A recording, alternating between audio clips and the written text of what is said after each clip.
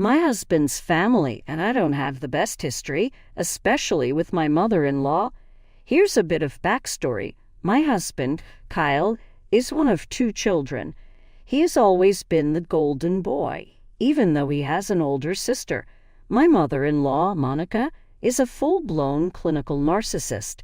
She would demand gifts on Kyle's or his sister's birthdays, saying they wouldn't be here without her.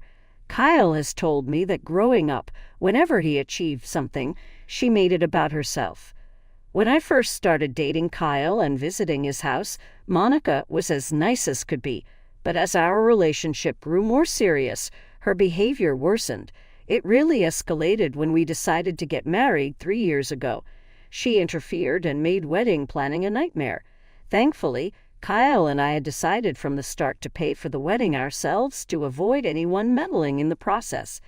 When Monica tried to change our venue or the wedding layout, I politely declined her suggestions.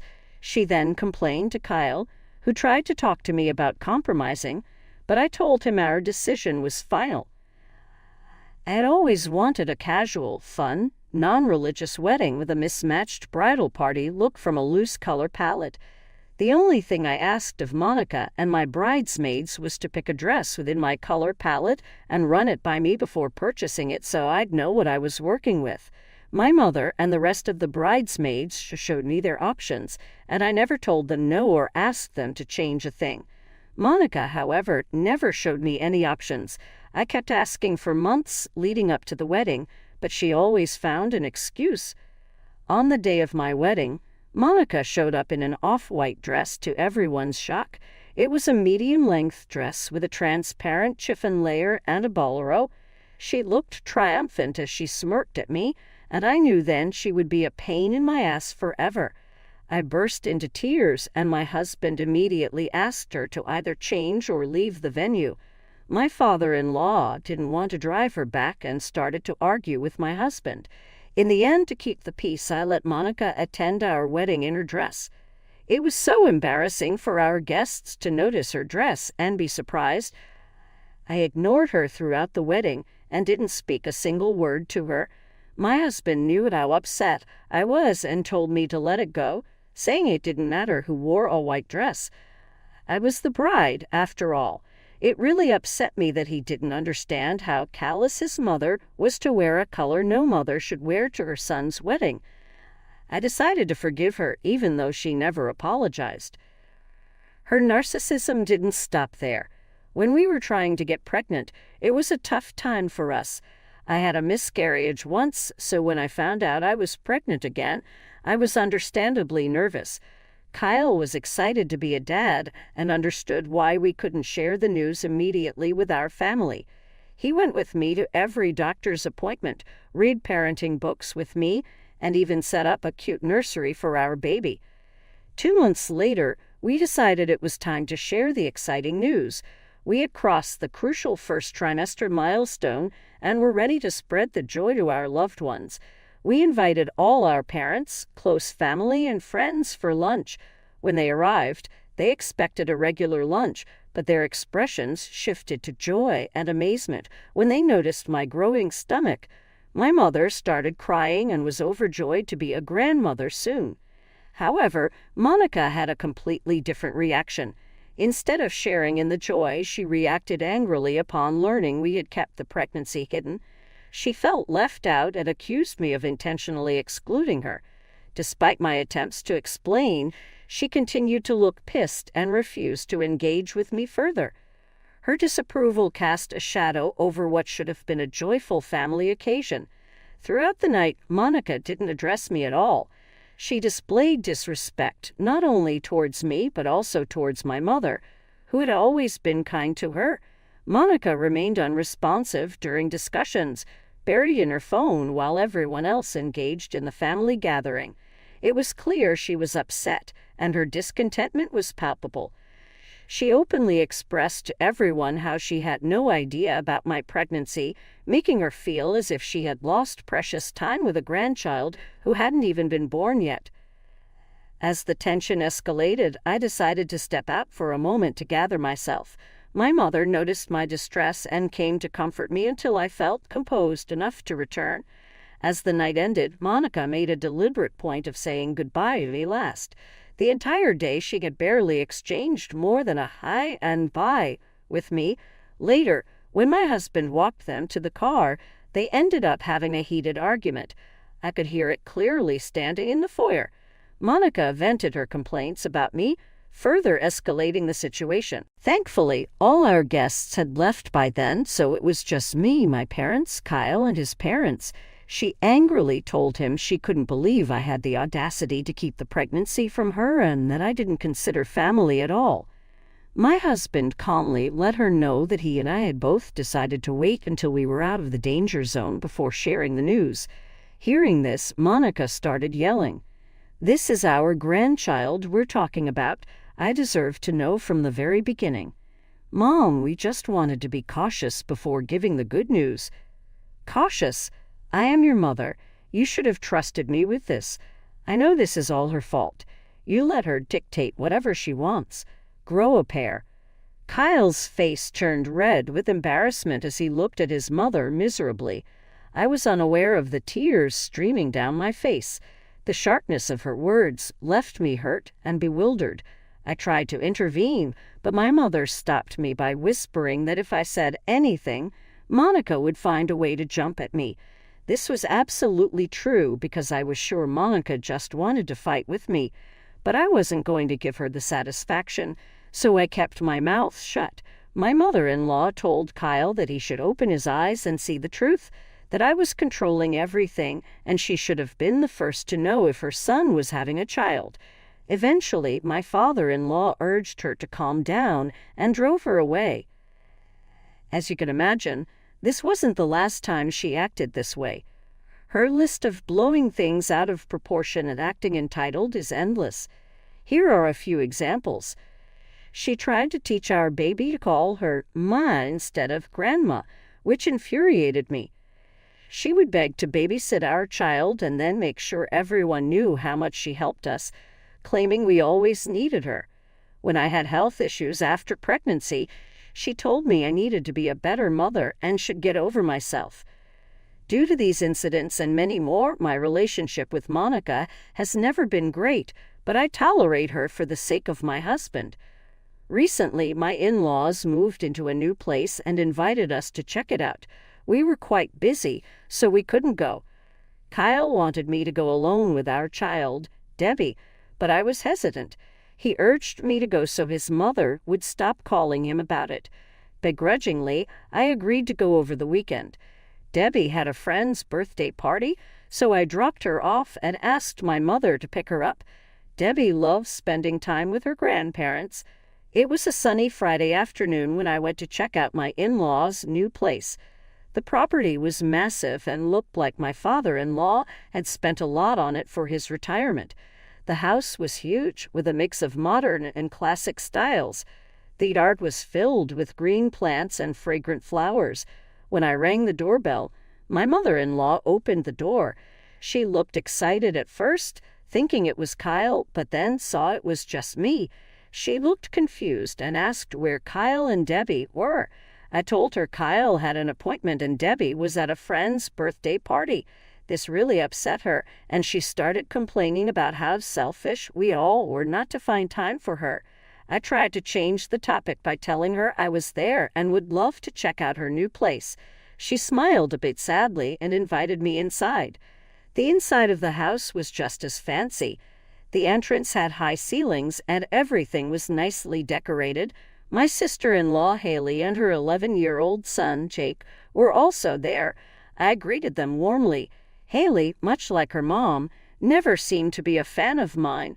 I couldn't figure out if it was a personal issue or just to please her mom, but she rarely engaged with me.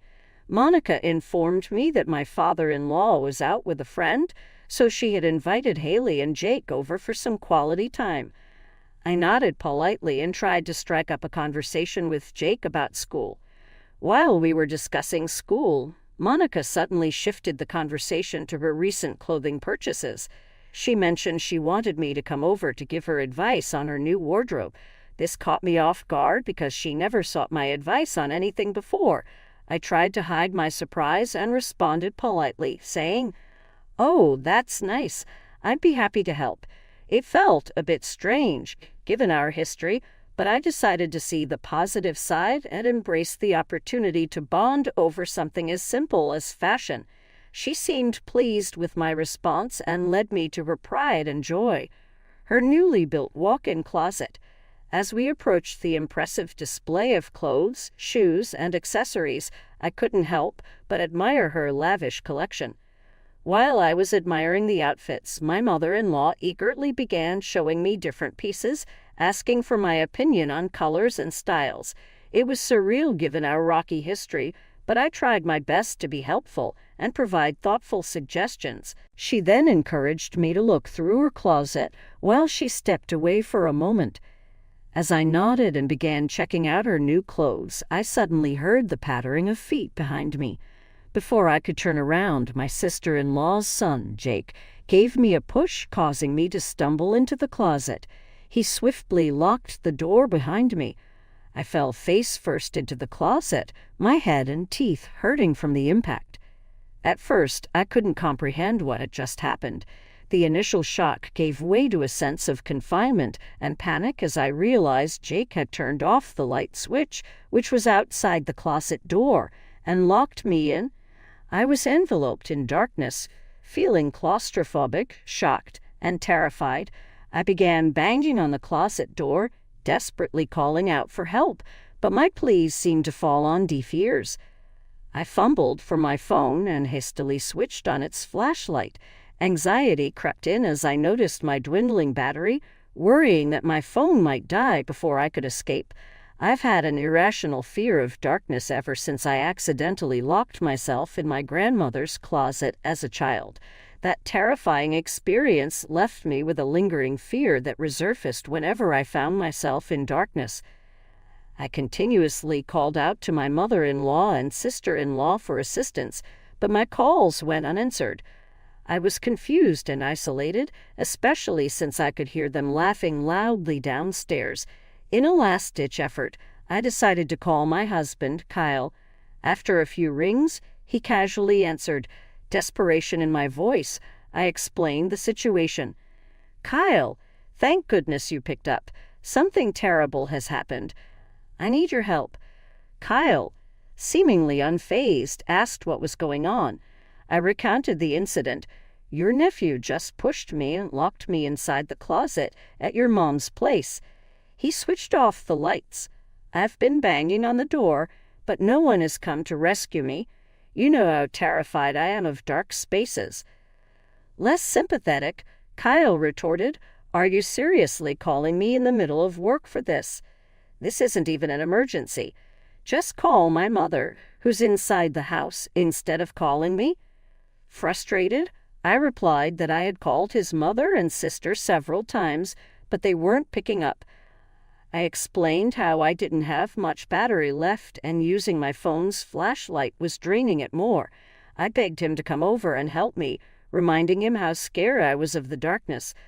I had talked to him at length about this. Kyle, unmoved, said, "Locked in a closet? Seriously? No, I can't come over. I'm busy right now. Find someone else to help you." To my dismay, he nonchalantly dismissed my plea for help and cut the call short. I was stunned by his reaction. The growing panic pushed me to keep banging on the closet door, desperately calling for my mother-in-law and sister-in-law, but their phones remained silent. Feeling trapped and helpless, I decided to call my father-in-law, the only person left who I could turn to. Knew he had been out with his friends, but I had no one else to call. The phone rang, and I held my breath, hoping he would answer. When he picked up, I nervously explained the situation, revealing that Jake had locked me in the closet and no one was responding to my calls. He immediately assured me he would come home as quickly as possible and was shocked that my mother-in-law and sister-in-law couldn't hear me all this time. After what felt like an eternity, I heard voices outside. I recognized my father-in-law's voice, directing someone to unlock the closet door. My anxiety began to subside as I realized help was finally on its way. The door creaked open, and I squinted against the sudden light. My sister-in-law and father-in-law stood there, concern and frustration on their faces. I came out of the closet, disoriented, but grateful to be free from that confined space. My father-in-law asked my mother-in-law why I was locked in her closet. She feigned innocence. I recounted the incident, detailing how Jake had pushed me into the closet and locked it. However, both my mother-in-law and sister-in-law scoffed, dismissing my words. They insisted Jake would never do something like that. Frustrated and angry, I questioned why they hadn't come to check on me or responded to my banging on the door. They claimed they were in the backyard, showing Haley and Jake the new rose garden. Jake was speaking from the door, so I directed my anger at him, questioning why he would lock me inside. My sister-in-law interrupted, insisting her son would never do such a thing, and claiming I must have closed the door myself and the key fell out. Their blatant lies left me beside myself with frustration and disbelief. This didn't explain how the lights got turned off. My father-in-law tried to calm me down, and I realized that no matter what I said, my mother-in-law and sister-in-law would defend each other. Defeated and hurt, I returned home. I called my mother on the way, apologizing that I couldn't pick up Debbie for the night and that she might have to stay over at their place. Trembling with shock, my mother knew something was wrong, but I didn't have the energy to tell her what had just happened. I reached home and waited for my husband to return so I could confront him about what his family had done to me. However, during dinner when I recounted the incident, he berated me for overreacting and accused me of being childish. He insisted my accusations about his family were ridiculous and refused to believe his nephew could have locked me inside the closet or that his mother and sister had knowingly refused to help me. He justified his actions, saying he wasn't at my beck and call and I needed to be more understanding. With everyone gaslighting me, I started to doubt myself. To avoid further conflict, I chose not to argue with him any further. I retreated to bed, enveloped by profound loneliness, struggling to understand what had happened. The weight of the incident pressed heavily on my chest, and the feeling of being dismissed and misunderstood by my husband lingered. I knew what had happened wasn't merely a prank.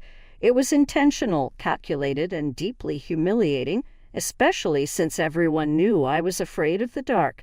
The following day, while grappling with the emotional aftermath of the previous day's ordeal, I received a TikTok link from my cousin. She asked if the video featured me. Opening the link, I was horrified to see that my nephew Jake had recorded the entire incident and shamelessly posted it for his followers on TikTok. He explained how he wanted to prank me and locking me inside the dark closet was his perfect plan. He hid the camera in the corner and then ran to push me inside. My blood boiled with anger. Infuriated, I shared the video in our family chat, demanding apologies now that I had proof. I also told my sister-in-law to make Jake delete the video immediately. Instead of acknowledging the severity of the situation, my mother-in-law brushed it off, saying it was really funny and claiming that boys will be boys. My sister-in-law joined her, insisting I shouldn't be bothered by the video and should just let it go as it was a harmless prank. I warned them that if Jake didn't remove the video, I would take legal action. My mother-in-law replied that I was being too much and needed to chill out and learn to be a part of the family. Fed up with their lack of empathy, I decided to take matters into my own hands. I called the police and provided them with the evidence. Recognizing the gravity of the situation, they agreed to visit my sister-in-law and question her about why her 11-year-old child had a TikTok account and was posting such prank videos. Later, my sister-in-law called me angrily, asking if I seriously had the audacity to file a complaint against her. I told her that I had and that I was willing to take this to court. She started yelling at me, but I quickly informed her that I was recording the conversation and would happily give it to my lawyer. She shut up after that. Am I the asshole for teaching my husband's family a lesson for locking me inside the closet for over an hour? Update 1. In just a few hours, I received thousands of comments, and I'm glad to see that the majority understand why I involved the police. I've been receiving multiple calls from my in-laws asking me to withdraw my statement to the police. No official case has been filed yet, as my nephew is still a child, so the police are investigating to determine the appropriate course of action. My husband, who had no idea about this, erupted when he came back from work. He had tried calling me during the day, but I had been busy with the police. When he returned, I knew we were going to have this conversation. Kyle is convinced that what I've done has totally destroyed the family and says I shouldn't overreact to such a harmless prank. He continues to believe that Jake is just a child and shouldn't be punished. I've talked with my parents and sister about this. My family knows about my phobia of dark spaces, and they are shocked that no one came to rescue me and, more importantly, that my husband isn't advocating for me. My dad had a strong word with my husband, telling him that if I had called him for help while stuck in the dark closet, it should have been his responsibility to either come to help me or immediately call his parents to get me out. The fact that he didn't do either doesn't sit right with me or my family. Thanks to everyone's comments, I can see that my husband and his family's dismissive attitude has been going on for a long time, and I have been blind to it. I will continue to update you when there are further developments. Update 2. It's been a week since my last update, and there has been a major development. Sister-in-law's husband, Vic, who was out of town, recently returned and found out about what had happened between me and Jake. He completely lost it and asked my nephew to immediately take down the video and apologize to me personally. When my sister-in-law tried to defend her son's actions, Vic threatened to kick him out if he ever disrespected others like that. This was all told to me by Vic when he visited me. I agreed to meet up in hopes of getting to the bottom of this incident. Vic came over with Jake, who looked sad, likely having been scolded. As soon as we sat down, Jake started apologizing. He admitted to pushing me into the closet, but said it wasn't entirely his fault. Vic and I looked at him curiously. Jake revealed that he had talked to my mother-in-law about his TikTok account and prank videos his friends played on others. She encouraged him to try it on someone in real life. Jake told her he didn't think it was a good idea to prank family members, but she insisted it was okay to prank me since I was just married into the family and not technically his relative. I was shocked to hear this. Vic asked Jake if he was lying to dodge responsibility, but Jake began to weep, saying we could check his phone for their conversation. He showed us the chats, and I was horrified to see them. For someone her age to incite a child to such actions because she disliked me was appalling. I saved the screenshots to my phone and advised Jake against following her suggestions, emphasizing it was wrong. Jake nodded solemnly. Vic, equally taken aback, expressed his dismay and reconsidered allowing his child around my mother-in-law. He expressed regret for not being there to prevent Jake's actions and urged me to retract my statement to the police. I assured them I would discuss it with my lawyer and the police on the condition that Jake never uploaded the video again or kept a copy. Jake assured me he had deleted the video. Since this conversation, I've started questioning my entire relationship with my mother-in-law. It's clear now she was behind the prank and encouraged Jake to do her dirty work. I can't be around her ever again, not knowing what else she might do. Update 3. Hello everyone, it's been 4 months since my last update. I have moved out of my husband's place and am staying with my parents. As I previously mentioned, my mother-in-law was behind everything. When I confronted her, she refused to accept her mistakes, even after I showed her the screenshots. She tried to accuse Jake of manipulating and photoshopping them. Her lies quickly fell apart when I threatened legal action. Mother-in-law begrudgingly admitted she had planned this with Jake and thought it was the perfect time to prank me when I visited alone. She said my sister-in-law was in on it too, and they enjoyed hearing me scream for help. She begged me not to pursue it further, promising never to do it again.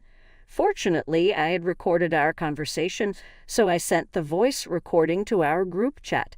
I also sent a text to my sister-in-law expressing my disappointment and hoping her son would turn out better than her.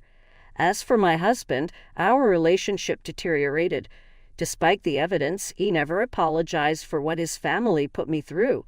Seeing my family rally behind me made me realize I wasn't overreacting and that what happened was a big deal. Although I decided not to take legal action, I couldn't forgive and forget. There was no going back, and with my husband supporting them, there was nothing left to fight for. I moved out to start divorce proceedings. He wasn't surprised and didn't fight me when I announced I wanted a divorce. It has been extremely hard, as I genuinely loved him and thought we would grow old together. But these last few months have been eye-opening, and I deserve to put myself first. I'm grateful to everyone in the comments section and my family for helping me see the truth about my husband and his family.